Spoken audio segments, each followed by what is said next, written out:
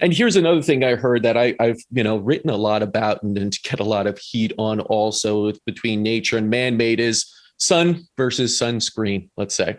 I think we've gotten to a point where we've really demonized the sun and seen it as a cause of cancer, and especially skin cancer. And we've put this toxic sunscreens on an altar as the solution, when I believe it's truly the problem. Since you've introduced sunscreen into the mainstream, society as a whole, we've seen skin cancer rates just, go dramatically up. I wanted to hear a little bit on your thoughts. Do you agree with that? Do you find the sun to be something that's healing or something we should be a little bit cautious about? Again, great question. I'm in South Florida, and so here you don't go anywhere unless you lube up, which Yes. is ridiculous. Yeah. Actually, in nature, it's an interesting balance, but vitamin D and the overexposure to to sunlight comes from the UV spectrum. There are three wavelengths in the UV spectrum: UV, A, B, and C. UVC doesn't even get into our atmosphere. That's the one that you mentioned earlier that you use in clinic to sterilize. So it's used like when Ebola came out in hospitals and they had these robots go in with lights, and that was UVC. UVA and B, though, do come into our atmosphere. They do initiate the process of making vitamin D. So when sunlight comes and touches your skin, it's in a D1 form. As it touches your skin, that becomes D2. And then just like plants, we have a biochemical process like photosynthesis that converts D2 into D3, which is the usable form of D. Now, again, another great health stack: get your vitamin D3 level up to 85 and 100, and you're going to drive pathogens out of your body. The FDA will say 35 to 50. That keeps you subpar, and so you're always chasing your tail. And so I'm big on vitamin D. You need, and this is generally the barometer. Actually, there's a website you can go to called, a app you can get on your phone, smartphone, that's called D-Minder, D-M-I-N-D-E-R. It's a free app. And you just dial in, it links to your GPS, which means it'll actually synchronize to where you're located, where you're holding your phone, and the azimuth or the direction of the sun to where you're staying at any point in time on the earth while you have your phone on you. And it will calculate exactly how much sunlight you need in order for you to get the maximum amount of vitamin D every day. Takes the thinking out of it. Of course, you have to have skin exposed because your skin is a photoreceptor. But my thoughts on it are exactly your thoughts. The sun will heal you from carcinomas, and we've proven that in clinic, even with our own work.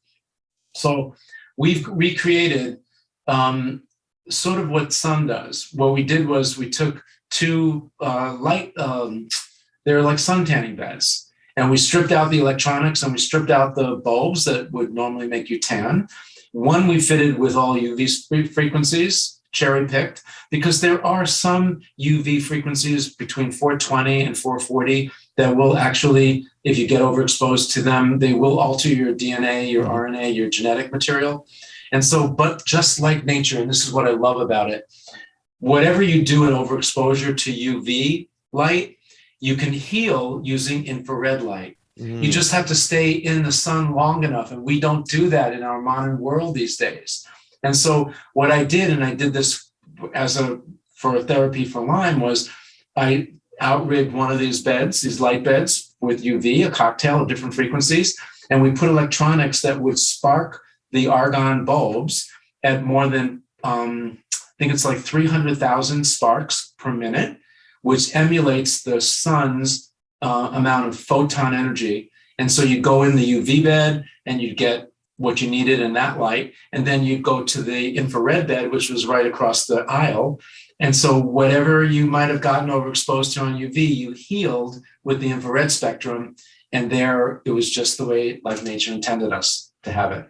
And we were fixing many of the challenges that people would have with skin, overexposure to skin damage, carcinomas, all these different kinds of things. But again, I'm, different, maybe you are too, than most out there. We do recommend using sunscreen, but we want you to get at least 30 minutes of natural sunlight before you lather up. And the sunscreens you get, don't buy like at Walgreens over the counter.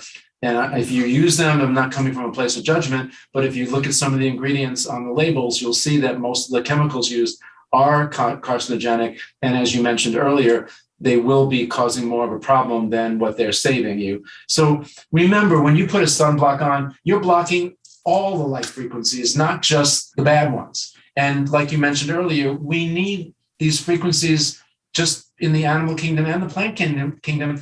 Nature gave us these frequencies because we need them every day to be healthy. So, this is a brilliant example. Do you have any pets at home? I don't. Used to have a dog. Used to have a beautiful golden retriever. All right. Now, do you remember ever Sunday morning, your dog lays on its dog bed, wherever, and then you open up the screen or the light, and then the dog meanders from the dog bed, kind of goes over to the window. If you open the door, they go out, but then they're kind of sitting in the sun and they're kind of doing one of these things, rolling all around. Oh, right? yeah. Oh, yeah. They love it. They love it. All right. So did you teach your Goldie how to do that? No. Okay. So why are they so smart and we're kind of so stupid about it? Right? Good question. This is, watch a child that's got no inhibitors. Watch an animal and see how they perform as they interact with nature. That's the story. And that's really what I focus a lot of my research on, is either looking at ancient cultures and seeing what they adapted in their health-minded protocols, and or watching nature and see how the plant and animal kingdom interact with the various different life resources that are available. And then we try to integrate them either in our protocols or hacks, stacks, and in our development of our devices here. Why do you think it is that dermatologists have taken such a hard stance that you require to put on sunscreen, and usually ones with oxybenzene, all these, carcinogens and endocrine disruptors? And no, these aren't like, there's tons of studies out there. Is this something of an industry kind of, forcing the medical side to kind of obey in a sense, or training them and brainwashing them almost? Because listen, I once posted about what's in sunscreen, right? And showed all the studies about it. And there were so many dermatologists that basically said, you're killing people. Stop it. They need to lather this on. I was like, you guys are medical professionals here. Let's be honest. What is it? I was wondering how much hate mail you got from that. Yeah, a lot. I really want to dive deep in this one, but my probably our legal counsel and my partners and board of directors would be saying, let's shy back.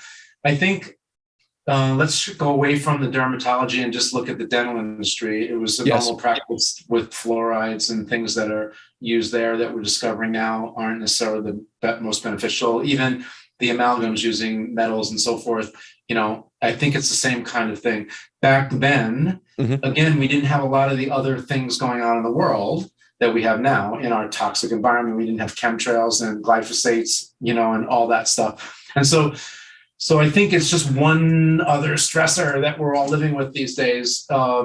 I think there's a better way to do it. I'm not suggesting at all that you should not lather up, but if you do, be mindful and look for a formulation that at least the ingredients are healthy for you, and understand that you don't want to block light frequencies, not all. If you're a sun worshiper, I get it, but at least get that half hour, of natural sun, or get that little program that's free to tell you how much you need in order for you to get what your body needs in order for you to be vibrant and healthy every day, and then lather up, So that's kind of my position. I'm sort of like on the fence. I know what's bad for you.